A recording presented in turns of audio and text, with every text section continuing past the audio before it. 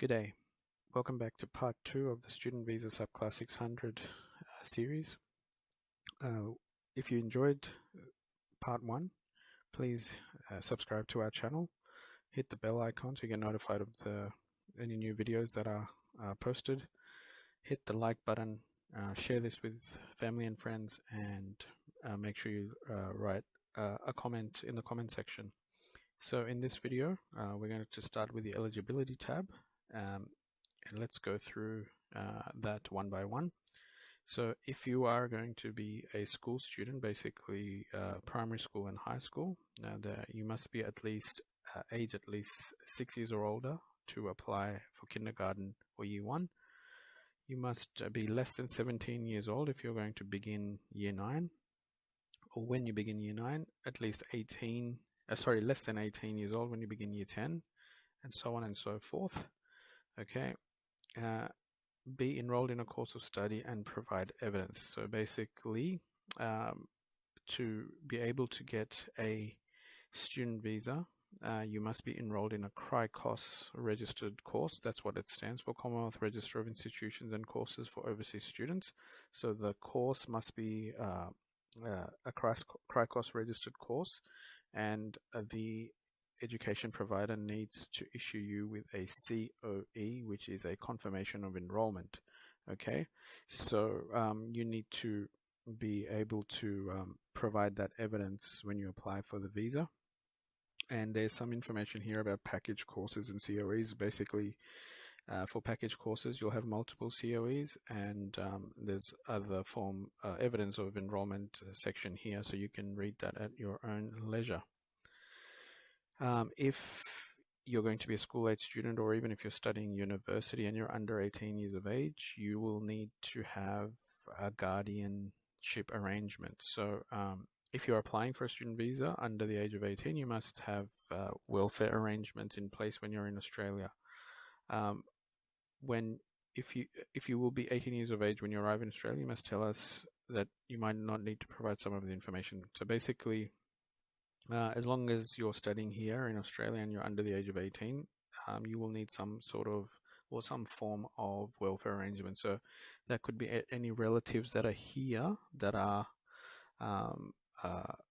like an uncle or an aunt that are going to provide welfare arrangements for you. If you're a school-age student, your parent can come on a subclass 590 visa, which is a student guardian visa, or you can be the school can be a guardian for you in certain circumstances. So that's something that you'll need to explore as well if you're under the age of 18.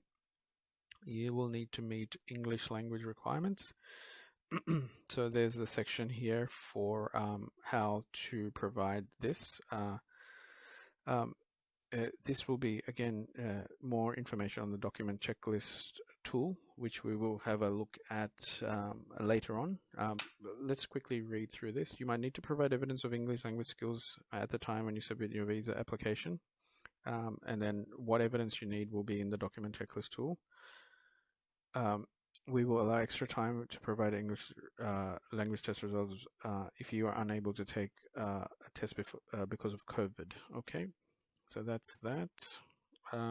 If you need to provide evidence of your English language, you must provide evidence that you have obtained certain test score in English language test that the department has approved or fall into an exemption category. Okay. So English language tests are from IELTS, TOEFL, Cambridge, Pearson, and OET. Okay, and so these are the types of English tests that are accepted by the department. Okay, the only exemptions are if you come from an English-speaking country, which is UK, USA, Canada, New Zealand, South Africa, or Ireland. Okay, or if you have completed some studies in those countries in the last 2 years. So basically, read this at your own leisure. Okay, you also okay, so that's that.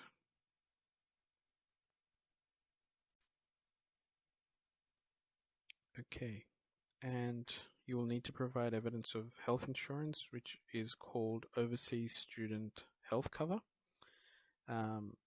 We will again look into that, or basically you can just Google that and find the cheapest one or the best one for your requirements. So you will need to show evidence of this, as I said earlier, as part of your decision ready application. So just Google overseas students health cover and then see which one is the best for you. There are a lot of providers, and then just find the best one. Best one is not always the cheapest, but look at the reviews on Google, see what is who's got the highest rating. And this is if you're applying whilst in Australia, some information which is not going to be the case for about 90% of the people watching this video, so I'm not going to go through this. You can read this at your own leisure. You need to show that you have enough money for your stay. You must have enough money to pay for your stay in Australia. To see how much money you need and have for the cost of living, you need to go to the next tab. So we will go through that shortly. You must be a genuine temporary entrant and intend to return home after studying in Australia. So we'll look at that in another tab. Meet the character requirement, which is you will just basically not need to have any criminal convictions, and if you do, you need to declare them. Meet the health requirement, again, straightforward. You must not have any illness which prevents you from passing the health requirement. And then as part of the application, you will need to sign the values statement. And if you have any debt to the Australian government, you need to have paid that back and not have had a visa cancelled or previous application refused. You might not be granted this visa if you've had a visa cancelled or refused while you were in Australia. Okay, and we might not grant this visa if it's not in the best interest of an applicant under 18. Again, that will be very rare, and that's for applications where there's custody issues with the child under the age of 18. Okay, let's have a look at the step-by-step tab now. Okay, so I have opened the document checklist tool. Let's have a look at before you apply. Look at this: organize health exams at your own leisure. You must have a valid passport. Identity documents, you'll need passport, national ID card, confirmation of enrollment, evidence that you have enough money for stay. Letter of support and acceptance forms from the institution that you're going to study. Evidence that you have enough money for your stay. So here is the big one, which affects almost everyone. Basically, you need to show that you have enough money to pay for your school fees or college fees or university fees, and that needs to be for the whole 12 months, or if you're studying a course less than 12 months, prorated. You will also need to show that you have living costs. So your living costs are for basically 12 months as well. So for you as the main student, you will need to show that you have access to 21,000 Australian dollars roughly. If there's a partner coming with you, then another $7,000, and if you've got any other children coming with you, 3,152 per child. Okay, so just again read this. I'm not going to go through the whole thing, otherwise the video is going to take forever, but this is the section you need to go to for how much evidence of funds you need to provide. Okay, and it has more information about overseas students health cover, genuine temporary entrant documents. I will go through this in a few minutes. Just to have a look at this list. It's quite long, so just have a look at your own leisure. But basically, these are the three main ones: funds, GTE, genuine temporary, and your confirmation enrollment. Okay, let's now have a look at the genuine temporary entrant requirement. Okay, so I opened that in a new tab earlier.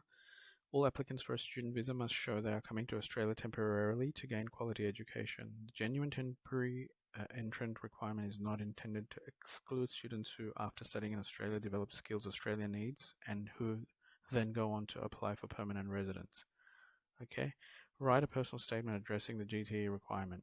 As an applicant, provide a personal statement in English addressing the GTE requirement. If you are not comfortable writing in English, you can write it in your own language and then submit a translated copy with your application. You can provide further details of the written statement in the application form or attach a separate document with supporting documents. We recommend you provide evidence for the information you provide in your written statement. Generic statements unsupported by evidence will not be weighted heavily in the GTE assessment. We consider your personal circumstances when we make your decision. When we assess whether you are genuine temporary, we consider the situation as a whole. Okay, so that's there.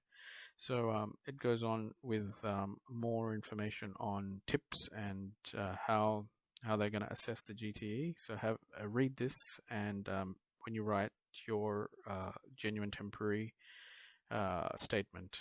Okay. Now, the last thing I'm going to cover is the document checklist tool and how to access it. So basically, let's select a country, say India. We'll choose India. Education provider will be, say, University of Sydney.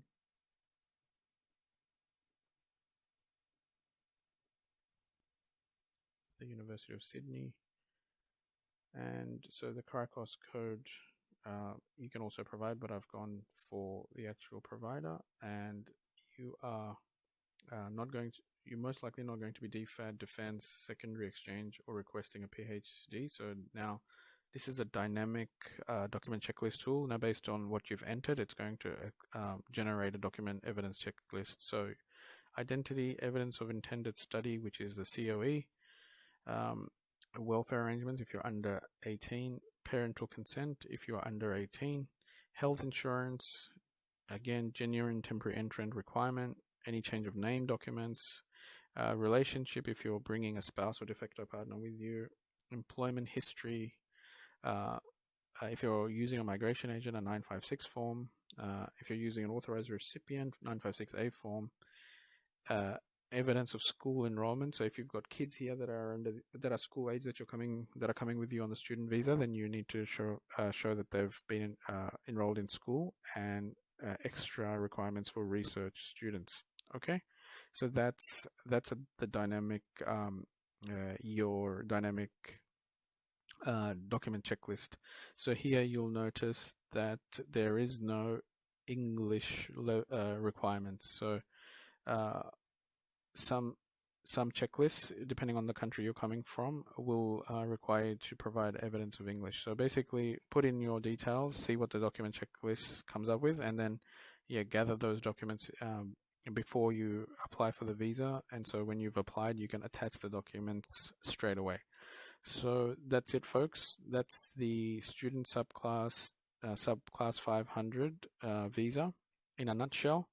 Very straightforward. Although there is a lot of information, just to use the document checklist tool, go through it step by step, one by one. Don't get daunted, and just gather your documents, and with plenty of time. As you can see, the processing time is quite lengthy, so make sure you have gathered everything, provide everything with your application, and allow plenty of time to receive a decision.